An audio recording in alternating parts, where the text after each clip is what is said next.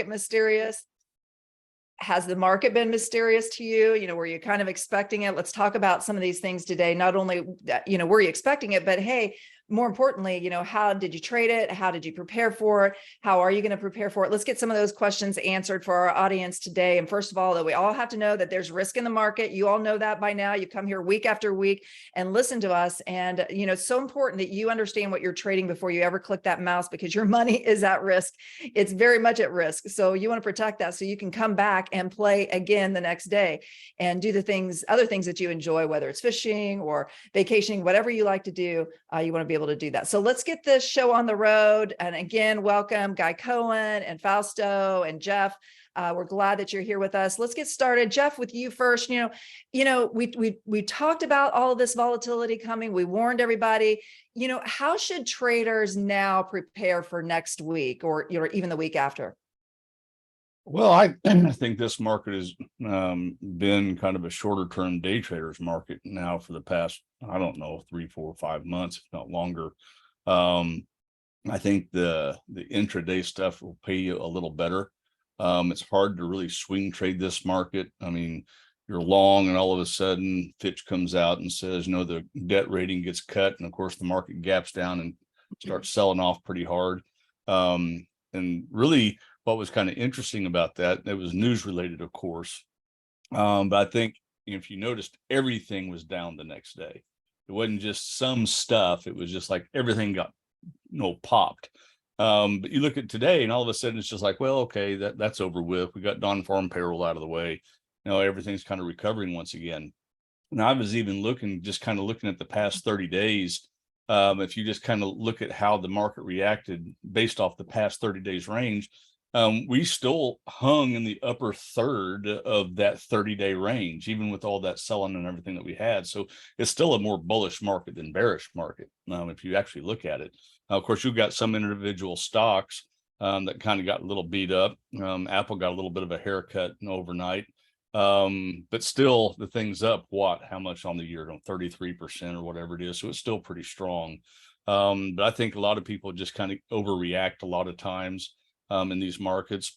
And that's why I think the shorter term is a whole lot better. I mean, just like Fausto, be flat at the end of the day, go fishing, come back tomorrow and see what you got. I mean, that's really how a lot of these things actually work. You can find some trending stocks, but for the most part, I think you've got more of kind of a shorter term market going on still. And I think it's going to probably stay that way for the next several months. Excellent. Well, coming from you, that says a lot, because I know you have expertise, in trading all different styles and links of trades. So that means a lot. Hey, Guy, how about you? What's your perspective? How should traders prepare for next week or the week following? What do you think? Yeah, I would just take today off and just see what happens in the next couple of days. Because what happened after last Thursday, you had the big outside bar. We call it a monorail, open high, close low. It's an outsized bar. And it really, I think, sets up, we were talking about more volatility in the 2 weeks before this. That really started it. We had 7 days gapped open or gapped up or down in a row. That's volatility for you. And, we were overbought in the first place. We'd gone way over the 20-day moving average, the 50-day moving average on indices, which will mean revert ultimately. And that's exactly what's going to happen right now. So I would suspect that, there's just going to be more jumpiness in the next week or two expected, and potentially time to go fishing if that's your thing for the next couple of days at least, because it's we're going below that 20-day. The question is, do we consolidate below it? If we do, then there's a clear entry point to the downside, because we've also talked about the after the Lord Mayor show of earnings. We thought earnings would be good, but after earnings is like, where does the balloon go? Does it get burst or whatever? So, we're not in the realms of, soothsayers, but if we do consolidate around this area, that will create a base for us to go down from. That's what I'm thinking there. Yeah, good analysis analysis right there, worth paying attention to. Well, Fausto, let's switch gears a little bit, and Jeff kind of let some things out of the bag too. Just your whole process of trading intraday. You see it. You're such the expert.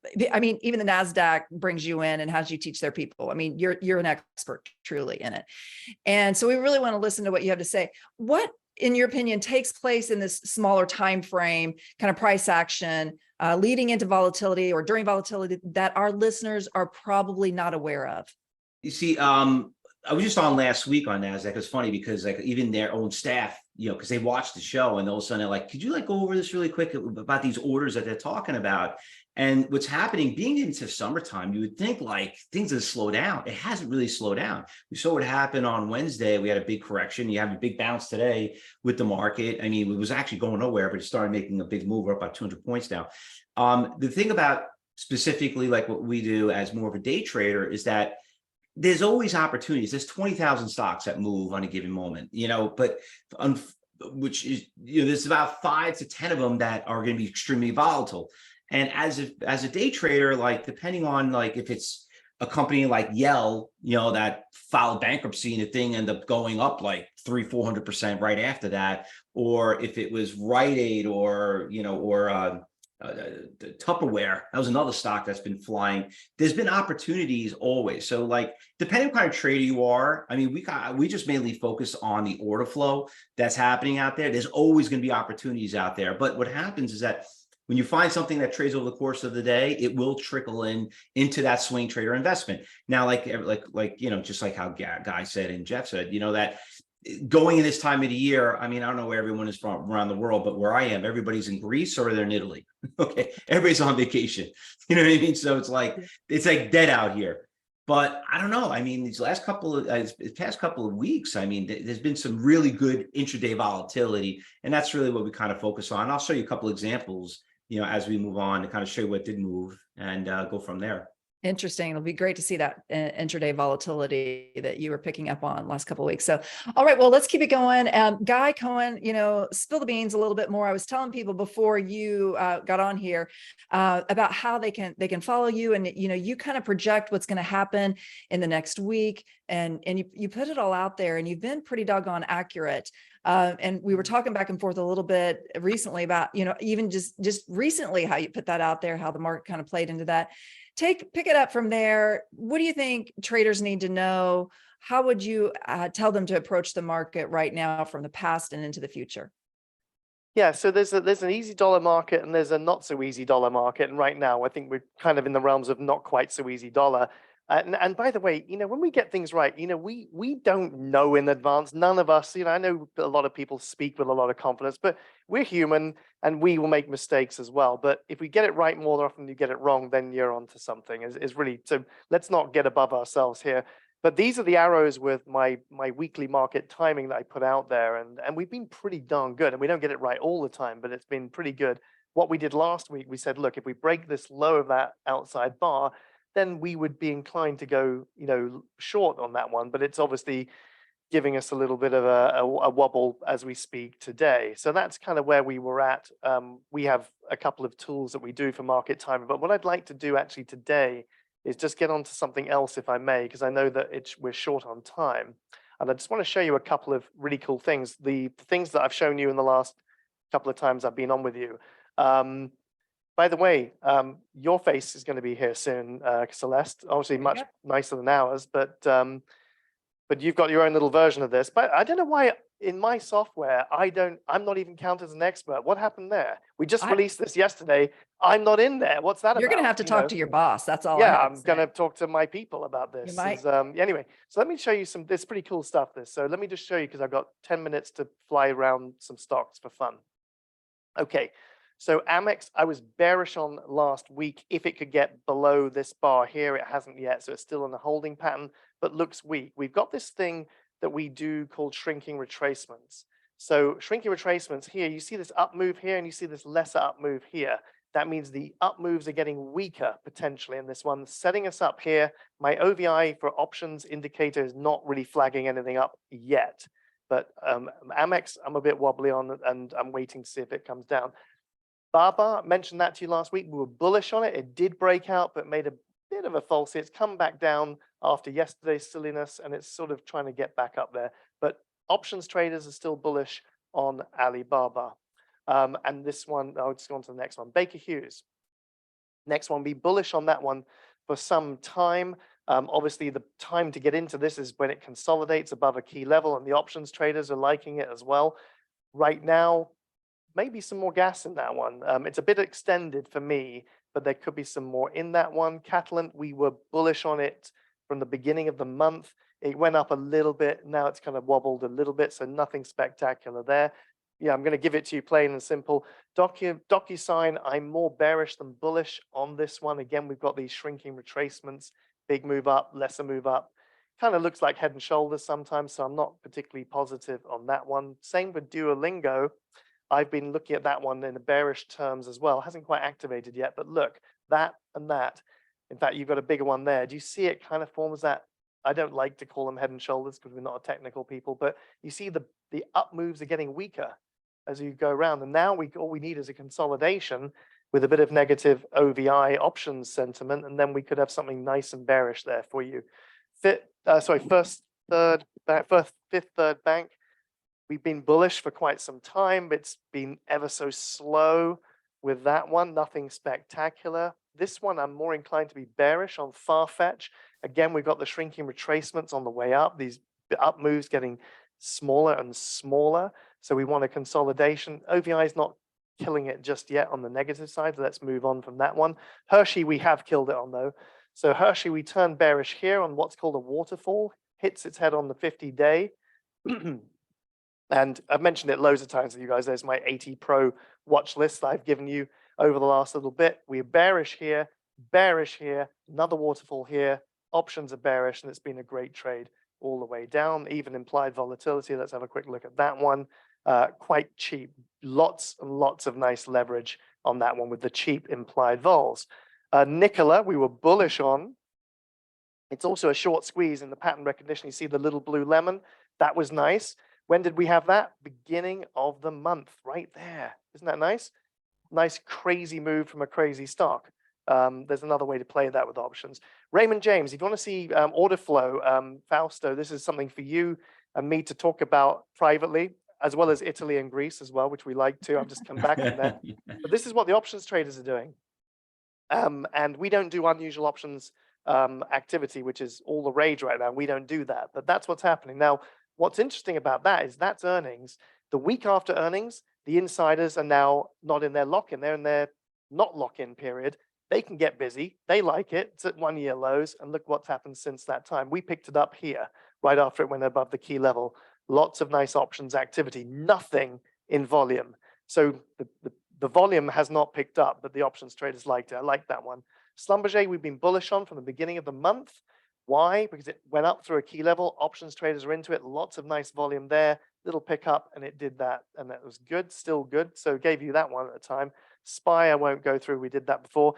Fausto, you mentioned Tupperware. I mentioned it last week. We didn't get onto this, by the way. I'm not that clever, but the options traders were. They were in it there. So that's pretty nice. And then they did well. And then volume follows. That's the really cool thing there. But I wasn't bright enough for that one. Then you got Westinghouse, boring Westinghouse. Look at my note here on this one. 75 delta October calls. It goes up from there to there about 7.6%. But those options, medium term, big in the money, not that much time decay going on with that one, up by 30%. So it tells you that even boring stocks, which are more predictable in their movement, can be very, very useful because you can get good leverage on it. Look at the implied vol down at 20%. Nice leverage there. Same with Weyerhaeuser. How boring can you get? Weyerhaeuser, that's like one dull stock, right? But this is where we picked it up. There, as it goes to the key level, bit of OVI, nice volume. So we can, and also shrinking retracements. Again, only we can see that. And they pick it up from that breakout, and the 70 delta January calls back in June. So 7-month call options are double almost at that point there. Now they're down from now, but you've made your profit by that point. So, you know, we picked up on that. You can actually see where we picked up on it in here. I've got the record of what I did there. Now I've got some for you today to whiz through. I got a bit of time. I've done that one, done that one. Oh, actually, this is the same lot of charts. Go on to another chart here. Sorry, got a few for you. If AbbVie breaks its highs, that would be a buy for us post earnings. So I like that post earnings move, bit of volume. OVI is really nice. Options traders like this. If it breaks out through there, then we could have some fun. Not a Nice. recommendation, by the way, just look at it. This one I've been looking at for some time, hasn't broken out yet, but I kind of like it, want to keep looking at it. Look, the pattern recognition is there with shrinking retracements. So sellers are losing power there potentially. This one I love. I gave you this one. This, I love it because look at that there. It wasn't much OVI, but I love the setup, and that's what it did. Not everyone was bullish on energy stocks. Beyond Meat, oh, you know what? Look at this chart right now. Now look at it here. Go 1 year. Doesn't that look kind of interesting when you do it like that? Just all I did is change the perspective. It's going to be ugly and messy, but there might be something there. This is, I'll just whiz through these 1 second at a time. This one's interesting. Regional bank. A lot of people are scared of regional banks. Not surprised, but that's a great setup. Post earnings, gap up flag, bit of options activity. If it breaks out from there, that's a buy. Then we've got this one, Comcast. We liked this one. Again, look at it here. Now look at the 1 year chart and see why I liked it.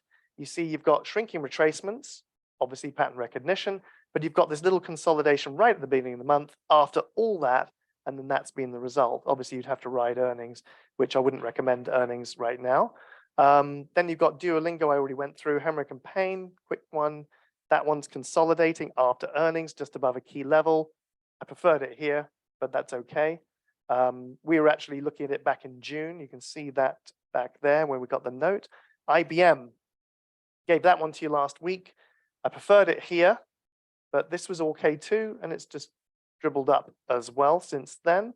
So that's okay. Again, nice and low implied vols there, which means good leverage, and on deep in the money, you don't have to risk time on that one.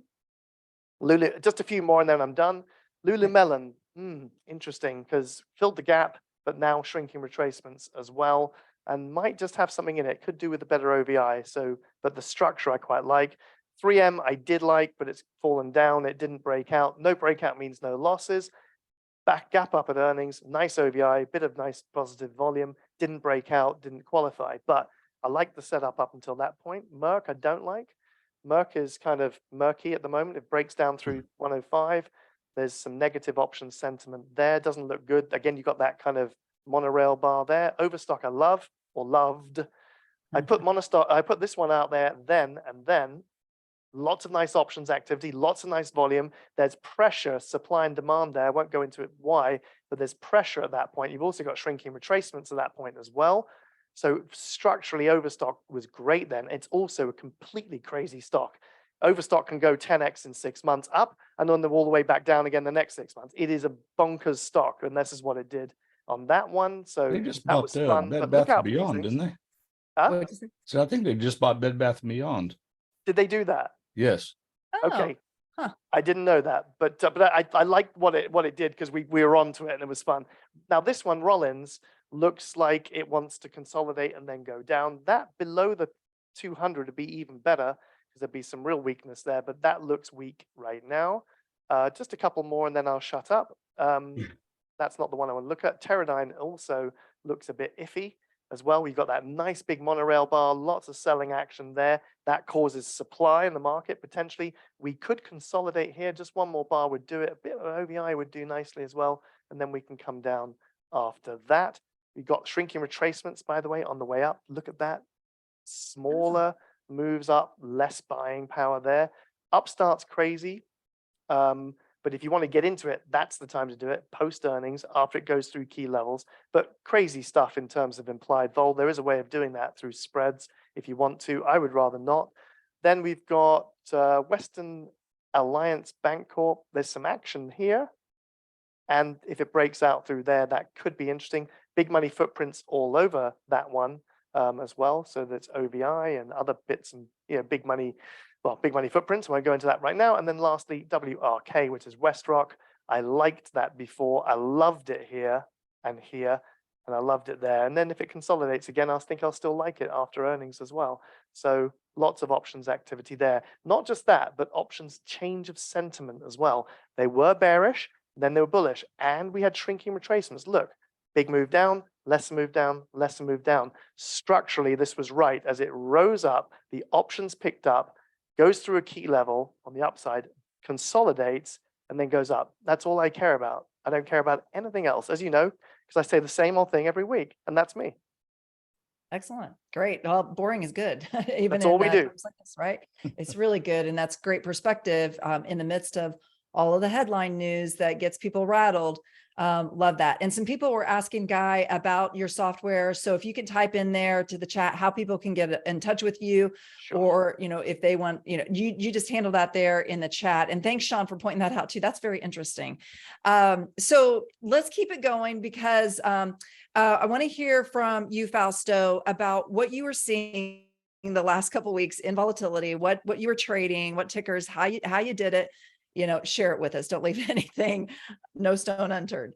No problem. So let me get my crayons out here. So you can see right here, like actually right now, just let you know, there's a stock that just got halted, and just my traders right here. Just want to show you right here at 12:06. We kind of like we have our own alert service. As a day trader, basically, what I've learned as being as a market maker back 30 years ago, you got to surround yourself with a team. And just bringing up one stock right here just made a big run. This is what day traders look for, and I'll show you a little bit. Here's a stock, BDRX, just came out with some big news. We saw it just got halted when I posted that. They posted at 12:06.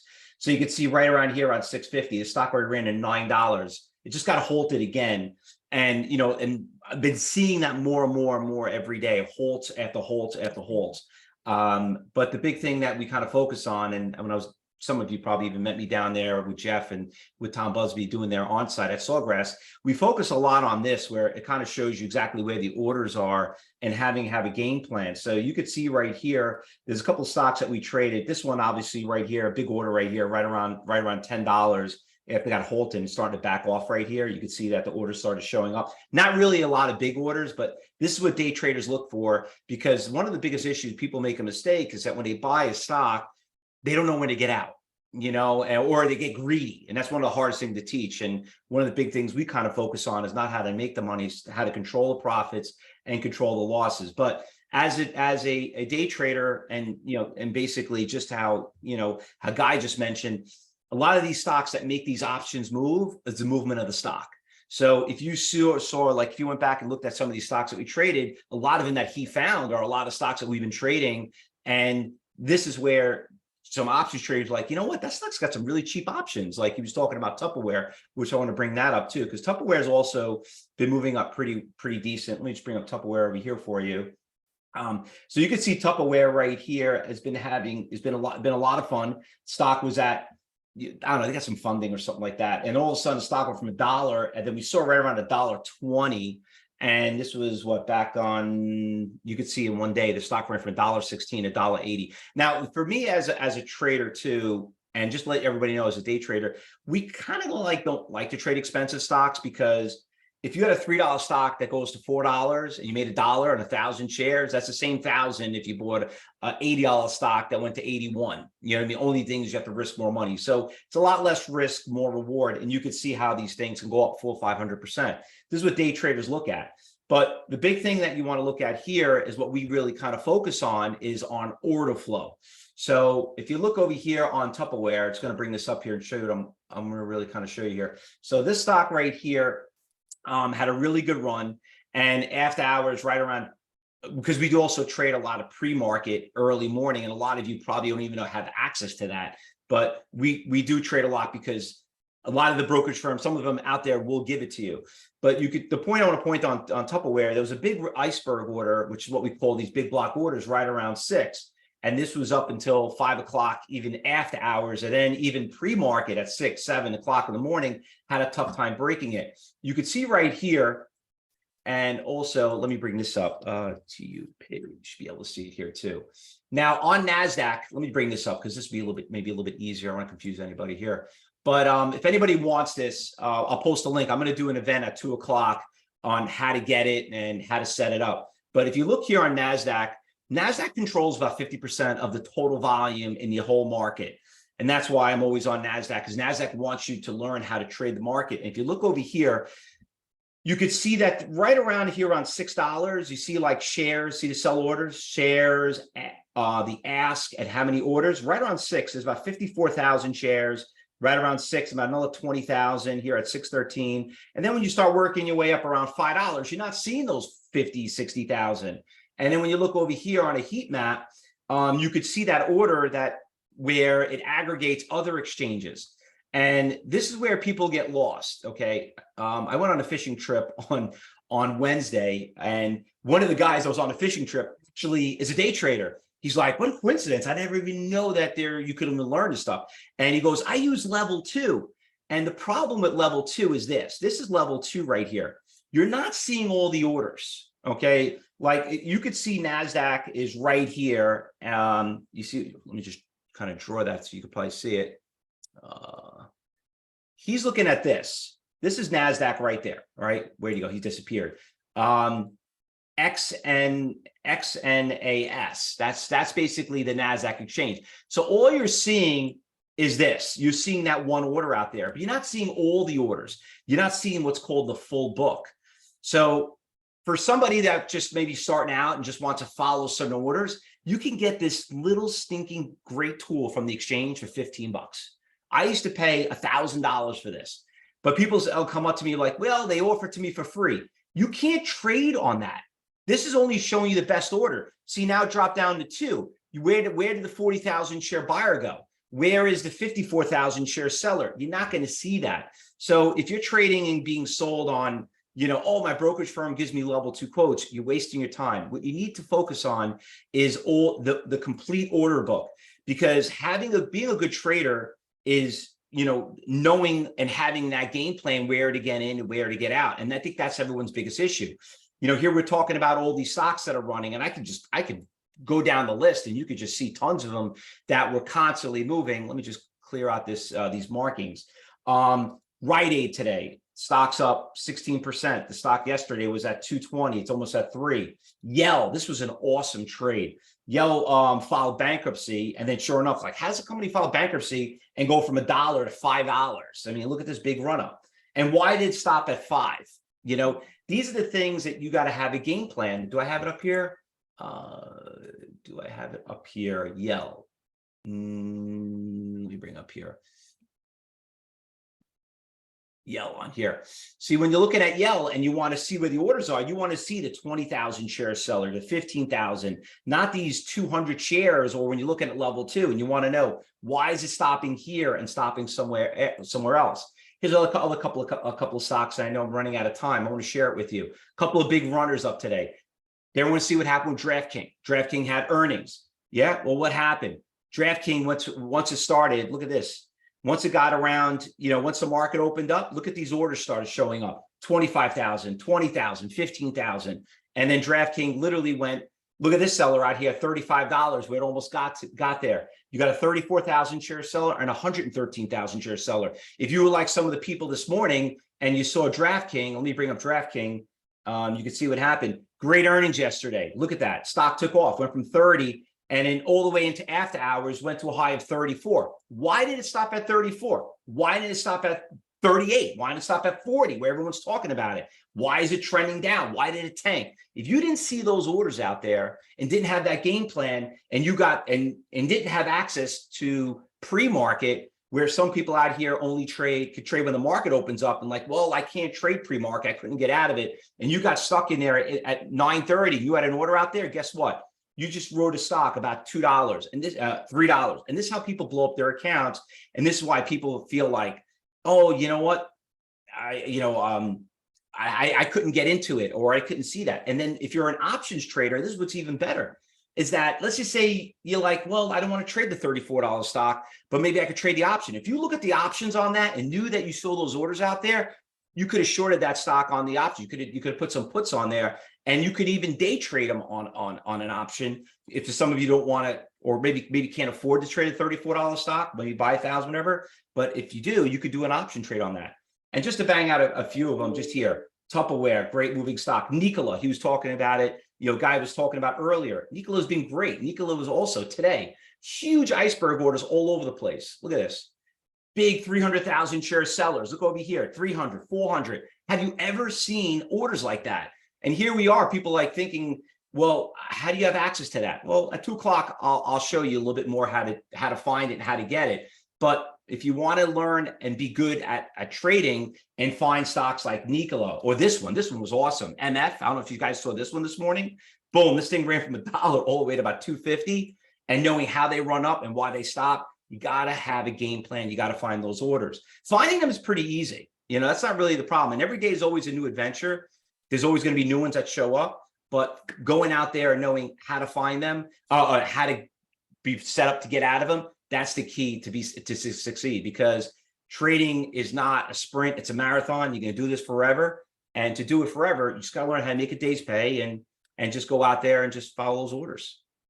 This is perfect. And that's what I have for everybody. Oh, this is perfect. This is great. And just want to let everybody know that go to the chat. You can see the link there to go and get right into Fausto's stock trading flash masterclass. It's going to start at 2 o'clock today. Make sure you get in there. This is powerful. Fausto's been doing this for decades and decades. He is masterful at it. As we said, he teaches the people there at NASDAQ how to do it. And so this is great, Fausto. Are you calling him old? Yeah, I am. I won't say that. I might have to dye my hair. That's right. But no, what's really exciting doing it for so long, it's always nice to change people's lives, because everyone's trying to do this. I mean, listen, I know we have a lot of retirees. People want to do something on the side, and there's nothing better that's going to help pay, and kind of help build supplement income, but you got to know how to play the game. And that's one of the hardest things that people have to start learning and realizing before you actually go out there and do it. That's why we love doing these Ask the Pros. Yeah, excellent. And if you haven't seen Fausto do this, make sure you click that link and go, because you'll learn a lot. Believe me. Believe me is right. When Jeff Smith says that, you got to listen. Oh yeah, it's very, very true. So I don't care what you were doing today, just put it on your calendar to go there at 2 o'clock. You will be so glad that you did. It's perfect timing.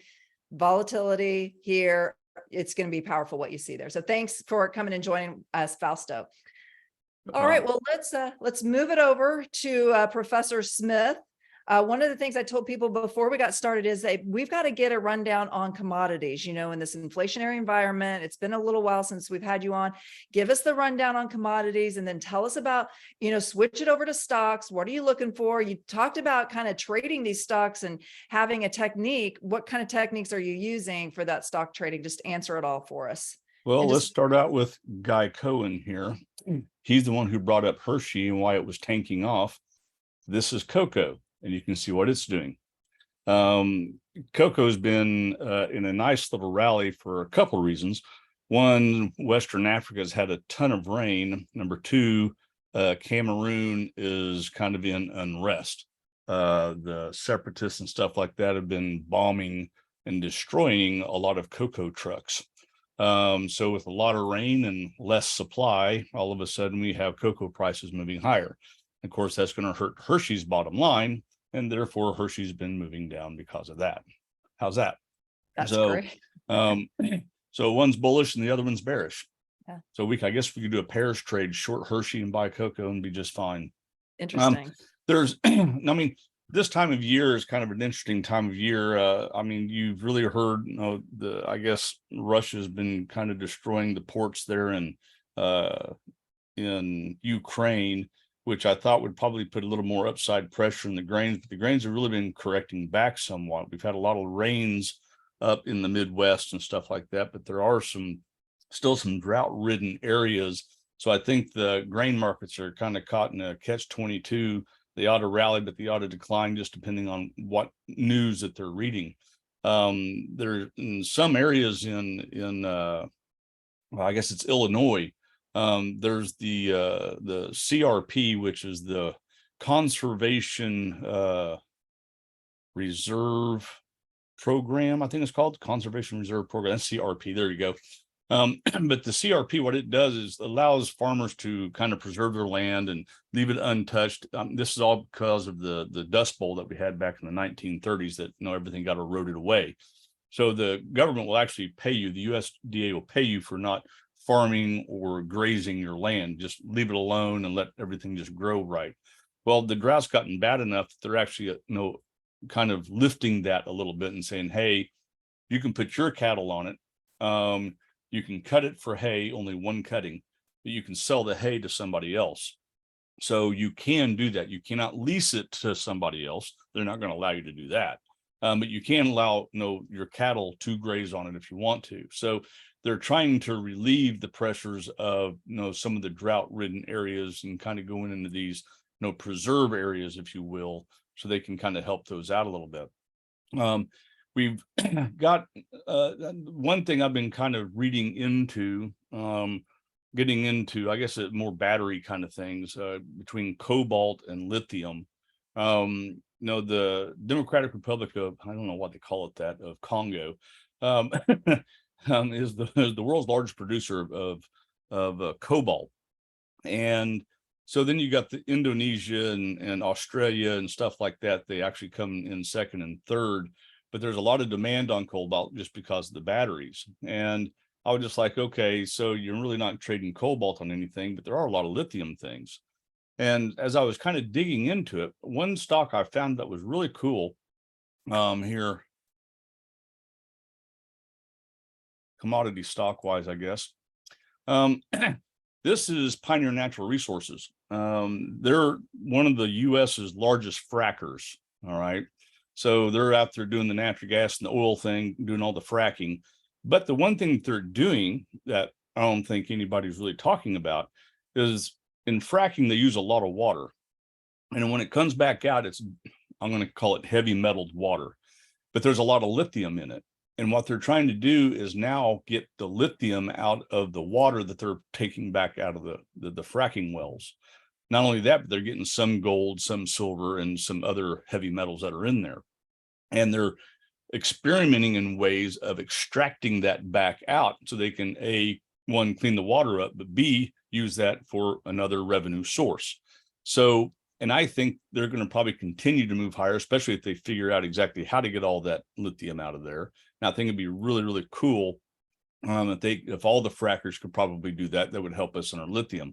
I mean, we have enough lithium up in, I think it's either Connecticut or New Hampshire or whatever it is to fuel every battery that we have in the United States. But they have some laws up there that don't allow anybody to do any mining. So you can't get to it. So they're trying to figure out other ways of doing it. And I think this is another way they've gotten a little smart here and started to do this. But I think they're breaking out here. It'd probably be better if you've got them down around 210 or so. But I think they're probably going to continue to move up and probably get up to around the 250 to 270 area in the next several months. But I think it's outside of just crude oil. Yeah, it's been moving up, finally got it back above its year open. Here we up here at 82.5, pretty close to it anyway. But the other side of that, if you look at gasoline's having a hard time going up. But then on the other side of that, you've got diesel prices going through the ceiling again. And you're getting back into the supply chain problems again. Containers are actually back up to $1,700 a container. And that's happened over the past 3 weeks. And they have less shipping, so you have more cost on a container. And so now here we go again. If the inflation is going to keep going up, that's just going to add to that price again. So, I mean, the container guys kind of like it just because, well, they can get more for that container on the ship, but it doesn't help the consumer at all in any place in the world. So we've got we're probably going to get into supply problems again, which we already got inflation. And I think they were actually banking on, you saw those prices on those containers, dump like a rock. They were down around $600-700 a container, but now it's back up to $1,700 a container. Just because, well, China's still slowing down, and they thought they were going to speed back up, but you just can't get China up and going and everything like that. So you've got an issue along those lines. So beware, prices will probably still remain high. And then you get over to the milk industry and they're dumping milk in the fields because, well, they got too much milk. They want to maintain I mean, it's crazy. I mean, you start reading the news and you go, well, do you buy this thing or do you short it? You know? And so that's the one thing that I mean, talk about the summer doldrums when it comes into the commodity market. You got news to say buy this, you got news to say sell this. And that's why I say, hey, day trade it, because you'll be at least rewriting inside of one day, because the next day might just sell right off. So, and that's, you know, one thing that I've been kind of trying to figure out is, okay, here's the summer. Now, what do we do going into the spring? I mean, into the fall here and going into the winter time. And I think, you know, things will probably calm down a little bit, unless they, you know, whoever's been out there, preaching we're going to go into a recession here in the fall. I don't know if they're going to be right or not. I mean, you got, you know, wages increasing, you got, you know, fewer jobs being created. If you have prices of wages going up to try to meet the price of inflation, it's just going to drive each other up that much more. So we might end up doing that. So, I mean, that's one thing that I've been trying to scratch my head about and say, okay, so what do you buy and what do you sell? And I think more than anything is, if you've got no scanners to find stocks, I mean, Fausto does it, and I know the guy does it also. You go through and scan these little things, you go, that's a mover, I can trade that. And I think that's really where you're going to be trying to get into right now. That's why I say I think everything's kind of a shorter term basis, because as soon as you think something's going up, you buy it, then it heads back the other direction. You've got, you know, a market that is more positive than negative, don't get me wrong, but it had, you know, about a 2.5%, 2 to 2.5% correction back based off of, you know, Wednesday's news. They're trying to recover that a little bit. I don't see where, you know, the market's going to try to slow down. I saw some guy on TV the other night saying the S&P was going to 14,000. I was like, all right, you know, that's a little extreme in my opinion. But, you know, he had, he actually measured back in like the 70s into the 80s, and from from the 2000s up to what we've done now. And he goes, so I have two instances. It says, here we are again, this is what we're going to do. And I was just like, okay, that's not very good analysis, I don't think. So we'll just take it as it comes. But I think if you're looking, you know, into the, you know, the cattle and the grains right now, you've got cattle prices probably going to continue to ease on higher, just because they still have decreased in herds. You got fewer feeders going in. And the one thing that I was kind of interested in, usually when you have corn prices correcting back, you usually have feeder prices head higher because corn's cheaper. Well, yeah, but corn's come down and feeders have just kind of been hanging out. And I think they're going to be taking a lot of the underwatered, don't have enough water, dried out corn that they have up in the Midwest. They're probably going to do an early cutting on it, and put that into silage or silos, and dry it out there so they'll have feed for their cattle in the fall going into winter. So I think that right there is kind of offsetting the lower prices going into, you know, the feed market, and therefore you're not seeing the feeder cattle starting to move back up. So again, trying to figure out who's going to win that battle. There it is.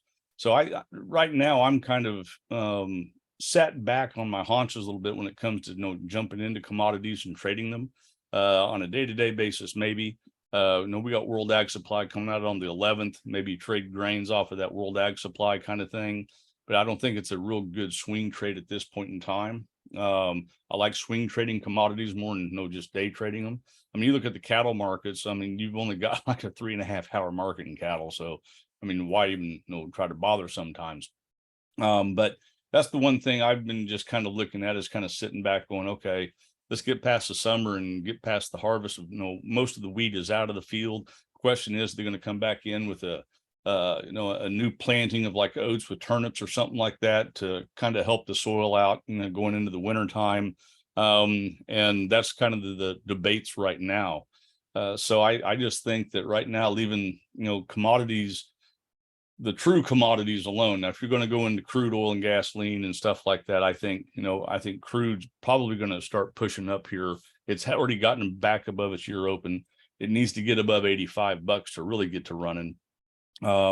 You've got OPEC over there cutting 1 million barrels a day. We have, really decrease in production, even though we're running at 92.7% capacity in our refineries right now. But we have fewer refineries. So what does that mean? We have, if you look, the EIA keeps a 5-year average of inventories. Diesel is 15% below that. Which tells you there's a decrease in diesel, which is where all the truckers go to try to fill up their trucks. I mean, you think about that, that's also the farmers. Those big old, John Deere tractors don't run on, green energy. I can tell you that right now. So that's the biggest thing, is that they're going to be paying higher diesel prices. So it's going to be hurting them that much more unless they can lock in a, price, maybe trade options on it or something like that. That's what heating oil is. Heating oil is ultra low sulfur diesel. So they might be trying to lock in prices, going to a guy and say, I'll buy this much, diesel from you in October. And if they'll lock in that price, they can probably get away from a lot of the volatility that we'll be having in the diesel prices here coming up. Interesting. So, but that's kind of the biggest rundown that I can give you on the commodity side of things. That's really excellent. That's really excellent. Thanks. And really good input too. Now you mentioned stocks, and you've mentioned, trading them, kind of shorter term. You also have a way of trading them. You've been very successful, got a lot of winners, high probability. You also have a scanner there on that roadmap software too. And so tell us a little bit more, because I know you're not, that's great input to kind of sit on your hands and wait on the commodities, what you said, but I know you're not sitting on your hands when it comes to stock trading. So why don't you share? No, and just before we end here very quickly, I do like, and this is actually a shorter term trade as well. And I think that's probably the best thing for this, kind of a market anyway.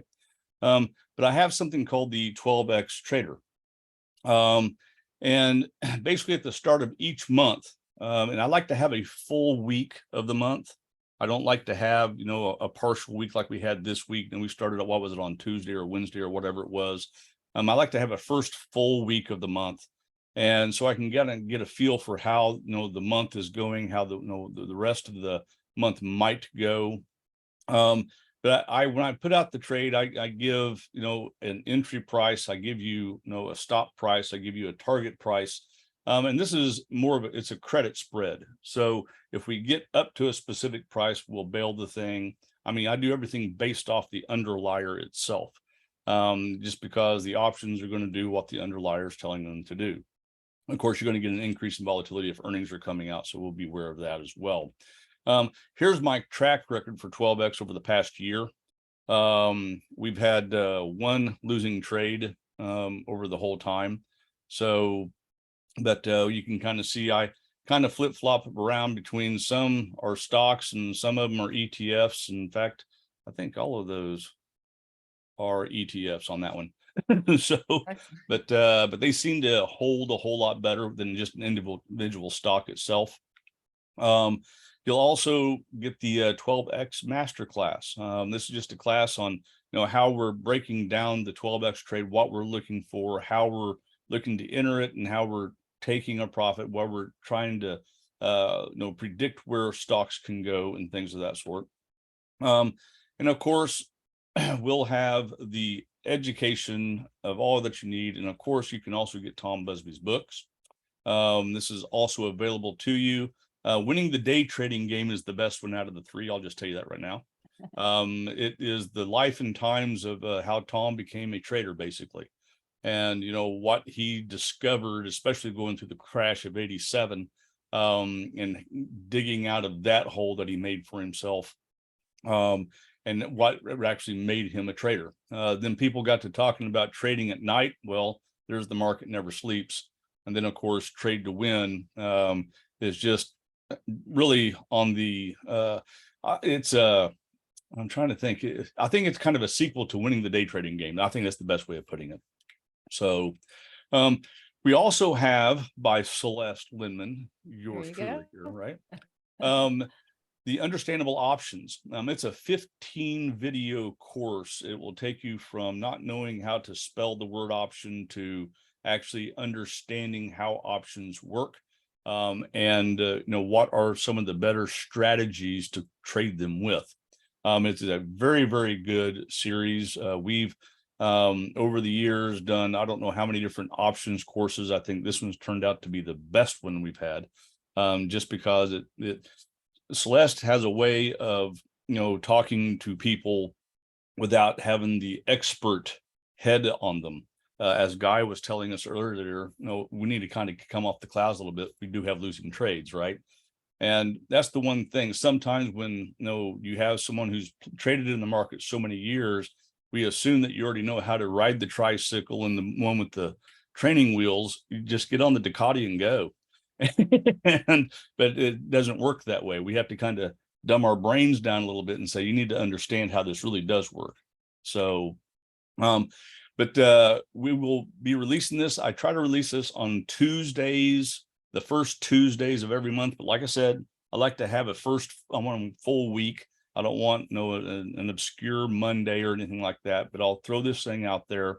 It usually comes out between 11 and 12 in the morning Eastern time is what I do. So